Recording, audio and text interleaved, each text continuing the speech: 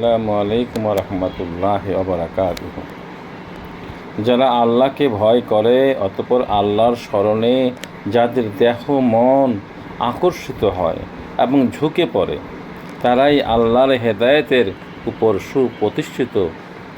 এর সাথ হচ্ছে সুম্মা তালিনু জুলুদুহুম ওয়া কুলুবুহুম ইলা যিকরিল্লাহি যালিকা হুদাল্লাহি ইয়াহদি বিহি মান ইয়াশাউ ওয়া মান ইউদ্লিলিল্লাহু ফামা লাহু মিন হাদ। অর্থ হচ্ছে, অতঃপর তাদের দেহ তাদের অন্তরে প্রশান্ত হয়, আল্লাহর স্মরণে ঝুঁকে পড়ে।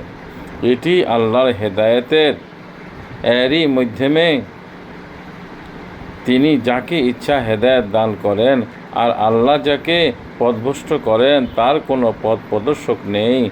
সূরা আজ-জুমা আয়াত নম্বর 23।